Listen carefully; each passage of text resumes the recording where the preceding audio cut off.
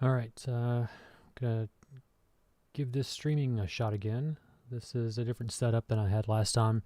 Had some issues trying to run Blender and OBS on the same machine, I guess. I'm not really sure, but after about 15 minutes or so, it locked up and I had to end the stream. So anyway, we're going to see how this works out. I've got a separate PC setup for the streaming, and I'm just going to do some Blender stuff here. I'm working on this new scene for a short film, and I'm just going to kind of put some assets in here and kind of show this off a little bit. I'll actually probably show some of the Davinci Resolve bits pretty soon here, just in case people join in. I know people like to see Davinci Resolve stuff, so I'll flip over here in just a second and kind of show where I am on that. I usually do Blender and the Davinci kind of side by side. I'd like to make some changes and then export, export the EXR files and then import them into Davinci Resolve and go ahead and kind of like see how they're going to look to make sure that I can kind of get any color issues worked out. Anyway, let's see here. Let me get started with this.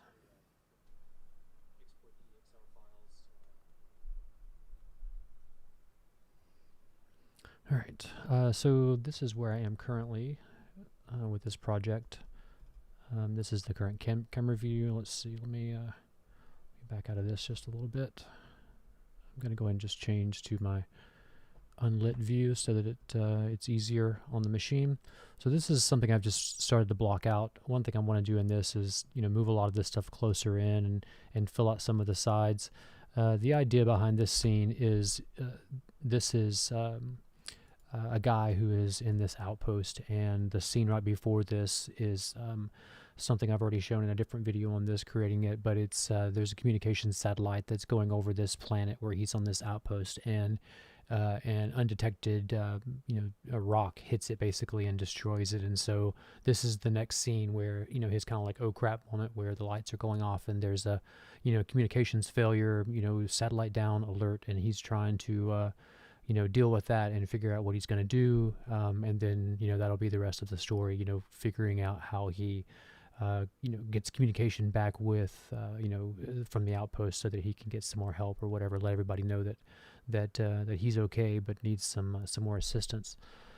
So at any rate, this is the scene that I've got. This is interesting. In the unlit view, when you're using depth of field, even though this plane with the image on it is right there, and that is the focal point for the camera, when you're in the unlit mode or even in EV, it is blurred out like it's the background, like it needs to have like an additional plane or something there. I don't know what's up with that, but when it's in cycles, it looks okay. It actually shows the correct depth of field, and everything else behind it is blurred. But in this one, we're going to rearrange some of this stuff. This guy really shouldn't be in such an open space. The wall should be a little tighter here. This is an outpost where he's the only person here on this planet, and so it's going to be a much smaller capsule type thing, probably something like the Belters on The Expanse, if you guys have seen any of that. So anyway, let's see. I'm in the unlit mode here. Oh, let me switch over and just show some of the Davinci Resolve stuff real quick, and what it looks like when that is exported from Blender and some color grading is begun on it. At least I'm not great at any of that stuff, but I make some attempts. At any rate, this is EXR imports, and to do these, you right click, you import the media, you go to the folder where you've saved your EXR sequence, and there's one file for every frame, and you select the first one, you select the end with shift, or just select all of them, and then you hit the import. And Davinci will usually realize that you're trying to create a video out of that, and so it will import all of those in as one sequence here. And so this is the basic raw sequence that I have here. Let's see the whole thing. Yeah, is that the latest one? Let's see, maybe this is, oh no, this is the one with the lights. Okay, yeah. So we'll do this one, and see, I've got these blinking red lights. That was the latest thing that I added to this, and I'm going to show a cool trick in a second about how I automated those lights going on and off. and pulsing like that without having to do any animation at all, just by using something in the graph editor in Blender. So at any rate, so I've taken this in there, I've pulled it into a timeline, and I've done some adjustments on it. I think I probably have a LUT or something on this. Yeah, I've got like one of these film looks. What is this one I've picked? Oh, Avengers Endgame is what I've got picked here. It looks pretty cool, I think. It kind of takes some of that 3D look away from it, makes it look a little bit more realistic, but it could still maybe use a little more film grain or something, a little more, make it look a little more filmic. And this probably being a tighter box and having a little more things on the side will probably help with the claustrophobic kind of feel of being locked in this capsule and waiting for some help.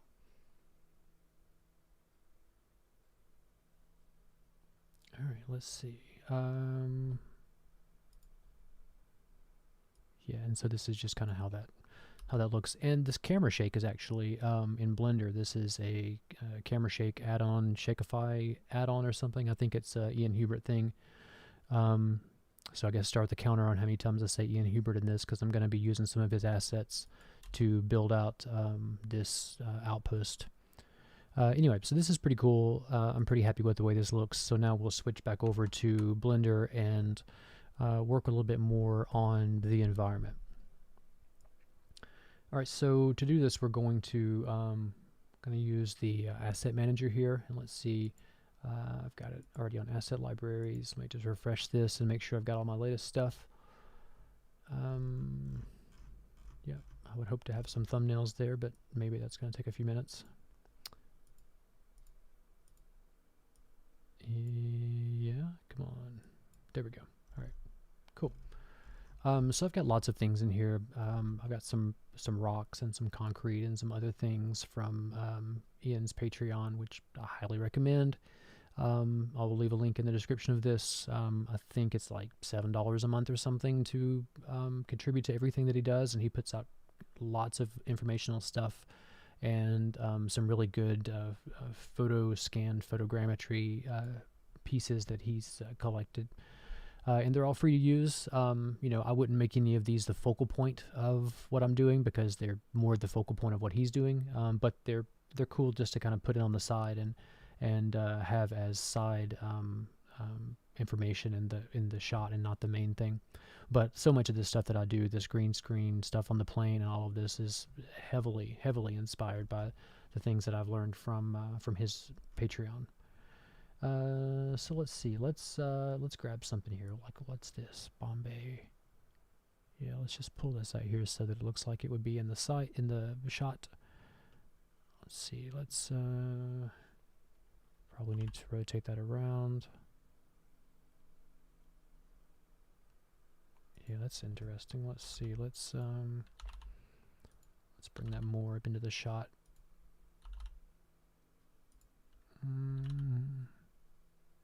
Certainly don't want to conflict with that set of monitors. That's pretty cool. Let's see. Maybe bring it in just a little bit more. What is this thing back here? Just got something just stuck into the ground. Oh, look at that. I don't even think we care about that. Let's grab all of this stuff back here and let's just see if we can move everything. Am I going to regret doing this? What all do I have? All these lights and my atmosphere cube. I don't really want any of that stuff selected. Let's just select all of this stuff and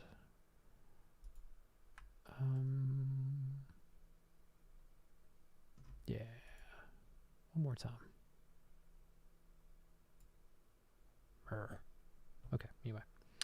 Let's just move all of that stuff up in the shot a little bit so that it is a little more cramped feeling. Oh, forgot the desk. Gotta have that. The computer's gotta have a place to sit. Let's just embed that back into the wall a little bit. No one will know. Oh, okay. seem to have lost the... Wow, that's weird. The rotation completely changed on that. Let's see. Let's grab this thing and let's go up here and let's change this to a local rotation. And let's see, the wrong one. Yeah, there we go. I'm just going to kind of spin this around a little bit so that it looks like it will fit on this screen. Whoa. 3D space is hard, kids.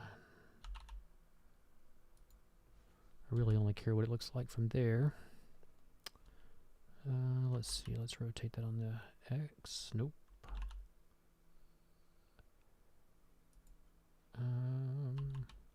Yeah, there we go. I mean, it's okay. I think as long as it's back there, let's see what it's playing. Yeah, and so that's playing the footage from the other shot of the planet with the satellite, although I don't know how they would possibly have a camera up there. But, you know, that's not really important in sci-fi shots. Let's see. Let's deselect everything. That still looks pretty cool back there. I like that big splotch of orange. I'm not really wild about this cabling and stuff over here. The Kitbash 3D stuff is really cool, but it does have a certain, like, you know, video game look to all of it. Let's see what this looks like with the full lighting.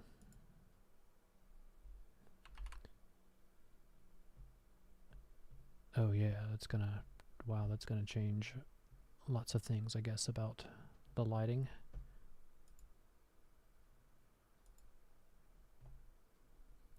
Alright, yeah, because I changed the position of one of these lights. So let's go and move that guy back. Let's see, which one was it?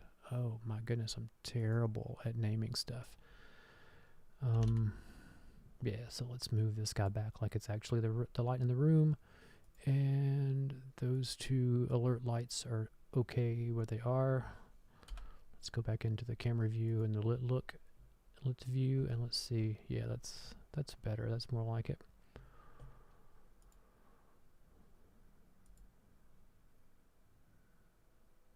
Okay. I wonder if I had an amazing 4090 video card, if that would actually play back at 24 frames and render out with the denoising and everything. I highly doubt it, but if I didn't have this focus issue, I would just use cycles. But maybe I'll figure that out and be able to get depth of field in cycles. If anybody happens to watch this later on and knows right off how to do that, leave me a link in the comments of some video or something where I can learn how to make cycles look a little bit mo better for that. Anyway, let's see. Let's add a few more things in, because these little Bombay controls over here, Bombay, look pretty cool. Yeah, so let's add 737 console. That's cool. Let's add that in. Okay, let me switch back over here to, no, actually, let's keep it on local rotation for this.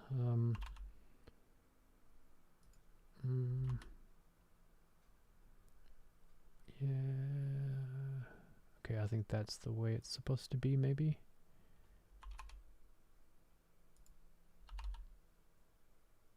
Yeah, that looks about right.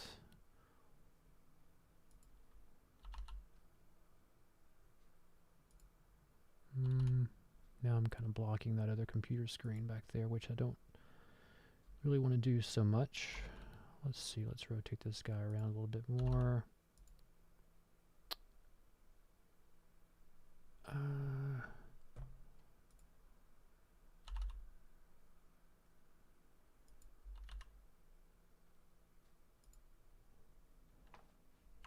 Yeah, that's not too bad.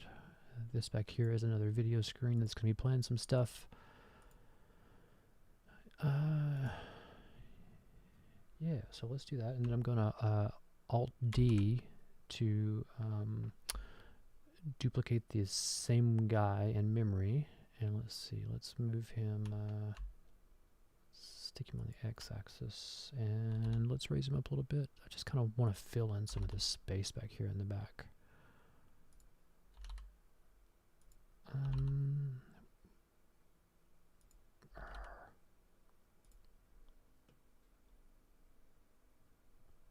Yeah, that's all right. I can live with that. I know that's kind of where the table is back there, but there wasn't really anything filling in that camera view. Yeah, that looks much better. And then I do want to actually get away from that screen a little bit. Let's see. Let me grab it over here again. Where was it? 737 console 1.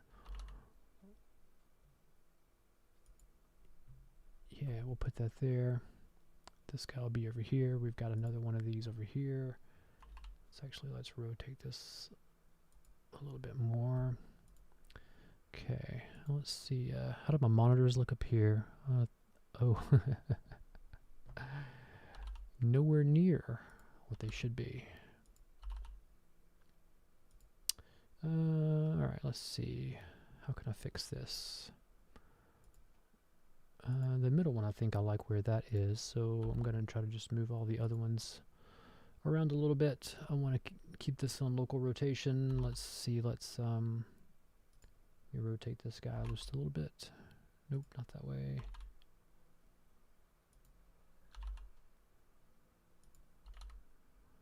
Yeah. Okay, let's see now. Let's rotate this guy. Oh, nope, nope. I always hit the rotate the wrong way.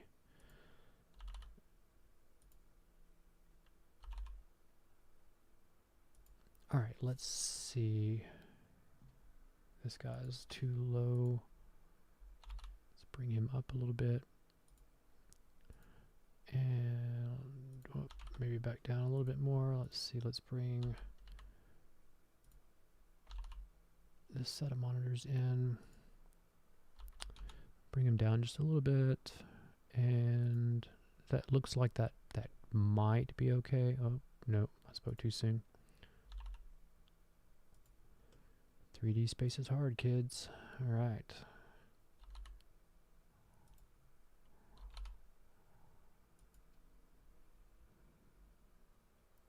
Cool. All right, let's see. That looks a bit better. Let's check it out in the lit view. Yeah, that's a little more realistic. And then there's a point in time where he looks up.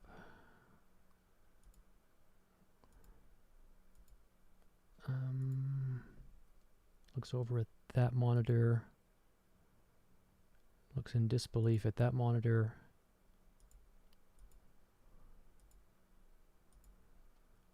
Yeah, I think this is probably okay. Looks up maybe there. Not really sure. This really has added quite a bit back here though. I really like that. And just bringing those things in general has really helped. So let's see, what else do I want to add in here? I want to add some cabling and stuff. So let's do that. Let's add just like some just silhouette noise in here.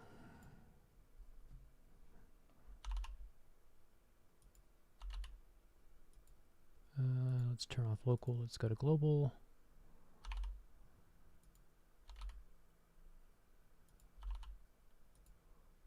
What even is this thing?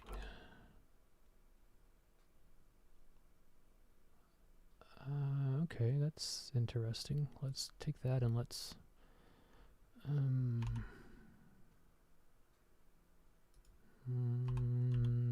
rotate this way. Whoa, that was weird. A little flash there.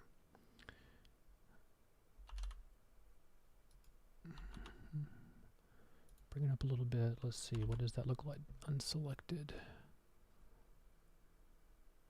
That's interesting. Let's see what that looks like with the lighting.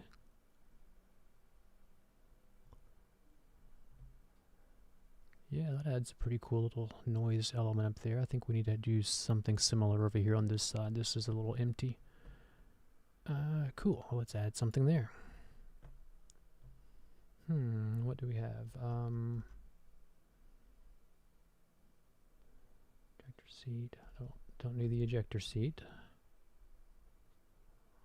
Above console. Let's try this piece. Rotate this around. There it is. Yeah.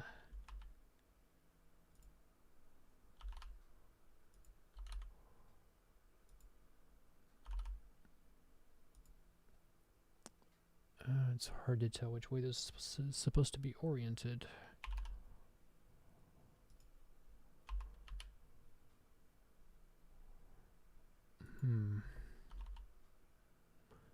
I don't think it will really matter very much. Is that just weird, just hanging out there? That is just kind of weird.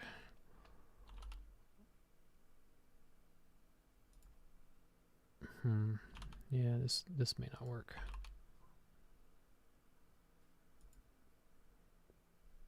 Because like, why would that be up there like that?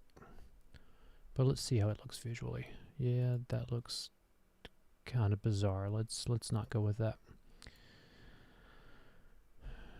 But let's add that back into the back. How about that?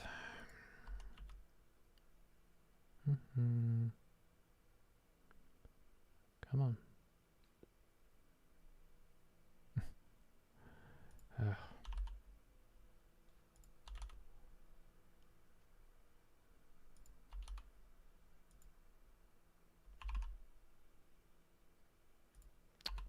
Rotates this around the Z, or sorry, the X-axis, and let's see.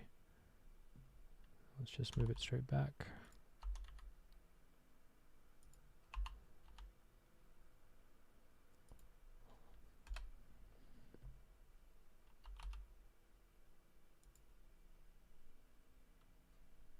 Yeah, I don't know. That looks like that's some interesting noise back there. Let's see. Let's actually just duplicate that right next to it. Whoops, not that. This. And let's see. Let's rotating for me in Blender is always like USB. It's always like the 3rd or 10th time that you actually pick one is the one that you wanted. All right, let's see. Let's save, and then let's check this out and see what this looks like. Oh yeah, that's quite a bit better.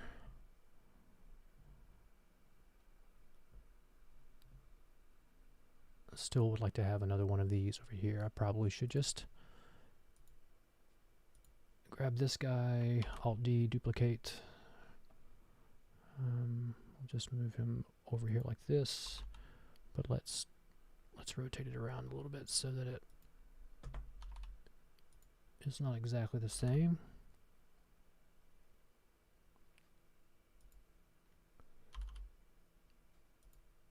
Yeah, we'll scale it up a little bit and we'll just move it up. Let's see, how does that look?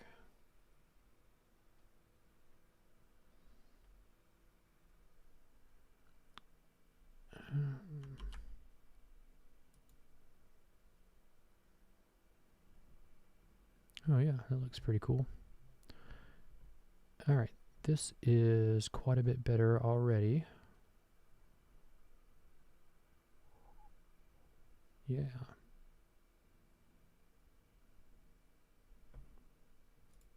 Not bad.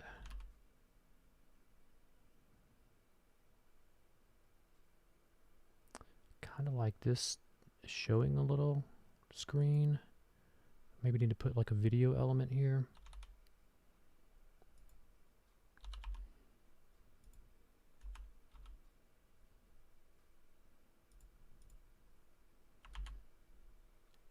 Yeah, that's probably a fairly realistic angle.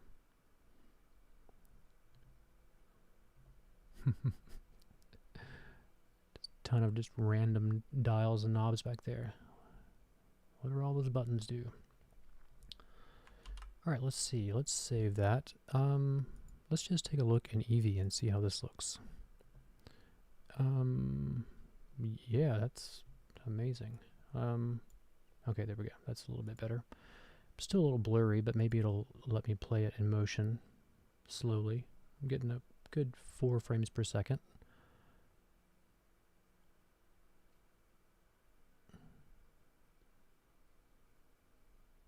It's pretty cool. This screen over here is moving a little bit. I really don't want to distract too much from the emotion of this guy kind of discovering that he is potentially screwed and left here with no help.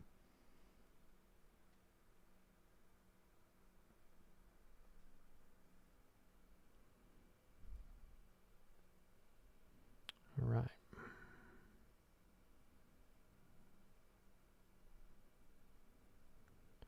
Yeah, so that's not bad. And then of course I think I'll do a voiceover on this or something where, you know, he's kind of talking to himself, you know, that get it together, get a plan, whatever else. I think, you know, he's going to potentially have to get into his vehicle or something and ride out to the crashed satellite. I'm not really sure if that's feasible or not, or maybe he just needs to go out, do something. I don't know. I need to have a couple of other scenes where he has to fix something, where he has to do something and try to make it work.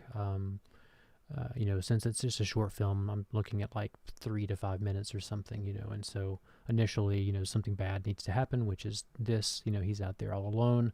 Something bad's happened with his communications satellite. Next, he needs to find a way to remedy that, and, you know, it depends on how quickly a lot of that goes. It may get resolved on the first try, or he may have a, you know, a setback, a failure that he has to overcome as well. And then, you know, eventually he'll make, you know, a communication back, or he'll get a signal back from, you know, another satellite or something like that. Or maybe he'll go out and need to adjust a satellite dish. I've got some pretty good assets for that. So maybe I can do an outside scene with a satellite dish, and he has to go out in a spacesuit, because I do have a suit that I'm working on, a prop for a space helmet that I want to scan using some photogrammetry with Polycam or one of those apps. I'm gonna do that. Probably make a video pretty soon of working on that helmet. It's pretty neat. It's a foam helmet with a magnetically attached clear visor piece. So I'll do a video from the garage shop pretty soon of my progress on all of that. Let's see, what else do I want to do here? I'm really kind of enjoying the way that this looks, although I do kind of have this other blank spot here. Do I need to maybe fill something else in? Maybe these engine controls? Let's see, let's bounce back out of this for a second. And maybe we stick that back here.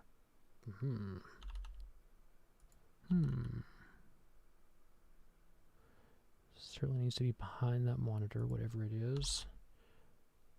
It doesn't have to make a whole lot of sense.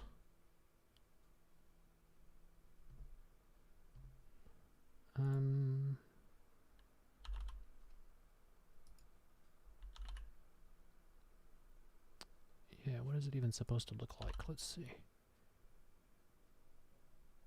Yeah, that's pretty cool. So let's just move that back here behind this other monitor screen. Move it over like this. Let's see, am I blocking anything? Not really. I think that is probably okay. I can still see the other screen poking through with the video on it. Right. Yeah, okay, cool. So let's see. Let's switch back over to cycles and see how that looks.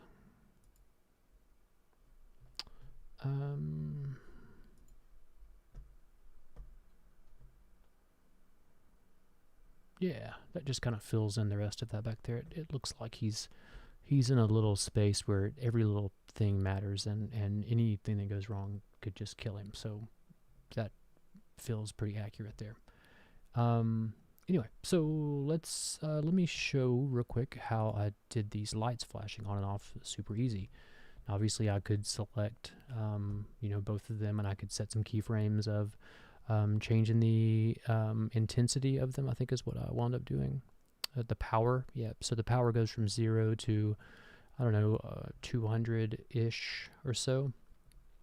And the way that I did that was I took one of them, and let's see, I guess first of all what I did was I took one and I put a constraint on it. Did I? Something. Let me see which one of these I did. Yeah, there we go. Is that it? well, at any rate, I made one of them copy the values from the other one.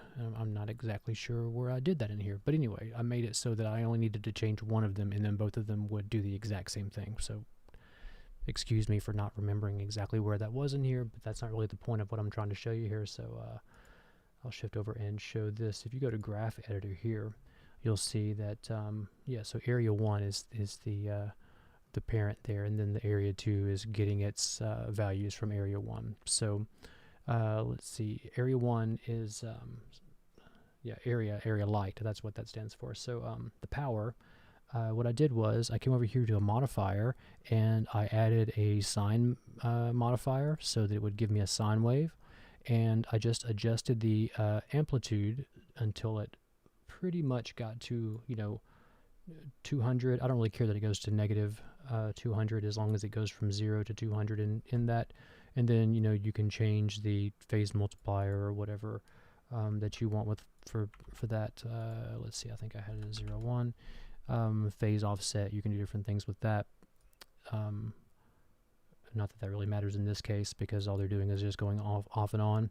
But this gave me a really quick way to, you know, make these lights for the intensity, for the power to go all the way down, and then for it to go up, and then for back down, and both of them do it at the exact same time. So these modifiers are fantastic for that. This is a super simplistic way of using them, but if you just want to add some repetitive motion or some randomized motion, because you can do a noise modifier here somewhere.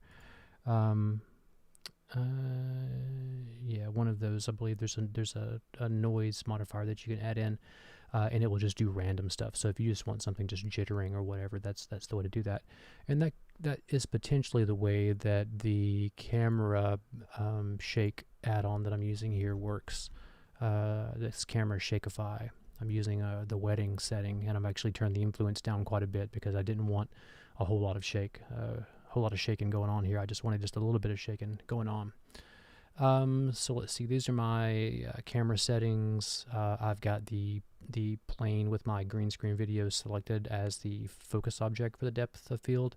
This was what was so weird when I wasn't in cycles, that it was not actually focusing on that unless there was a plane right up next to it. So I suppose I could model and cut out a frame that was exactly the shape of my green screen object, but that seems kind of dumb to do that.